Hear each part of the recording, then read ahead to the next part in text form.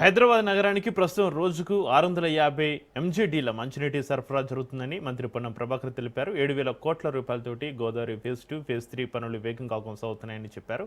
గత ప్రభుత్వం 10 ఏళ్లలో నగర భవిష్యత్తు నీటి అవసరాలపైన ఎలాంటి ప్రణాళికలు రూపొందించలేదని విమర్శించారు. కాంగ్రెస్ ప్రభుత్వం మాత్రం భవిష్యత్తు అవసరాలకు అనుగుణంగా కృష్ణా ఫేజ్ 4, ఫేజ్ 5తో పాటుగా సింగూరు పైప్లైన్ ప్రాజెక్టులపైన దృష్టి పెట్టింది అన్నారు. నేచర్ ఎంత హైదరాబాద్ కు వాటర్ వచ్చినా 550 ఎంటీడీ ఇచ్చినా రేపొద్దున కృష్ణా ఫేజ్ 4, 5 తీసుకున్నా, గోదావరి ఫేజ్ 2, 3 తీసుకున్నా, ఈ రోజు ఇక్కడ స్థానికంగా వర్షంతో వస్తున్న నీళ్ళని ఒడిసి పట్టుకోకపోతే భవిష్యత్తుకు మనం చాలా ఇబ్బంది ఎదుర్కొనే అవసరం వస్తుంది.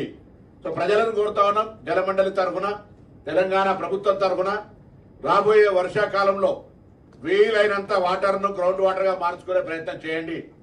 ఎవరి ఇళ్లలో వాళ్ళే సోషల్ రెస్పాన్సిబిలిటీ. ఇదేదో మంత్రి చెప్తా ఉన్నాడు, ప్రభుత్వం చెప్తా ఉంది, ముఖ్యమంత్రి గారు చెప్తా ఉన్నారు, అశోక్ రెడ్డి గారు చెప్తా ఉన్నారు, ఎండి జలమండలిగా అజరుద్దీన్ గారు చెప్తున్నారు. కాదు, ఇది ప్రతి వ్యక్తి బాధ్యత, ప్రతి ఇంటి యజమాని బాధ్యత. హైదరాబాద్ ఈ యొక్క క్యూర్ ఏరియాలో ఇక్కడనే కాదు, యావత్ తెలంగాణ మొత్తం అవసరం.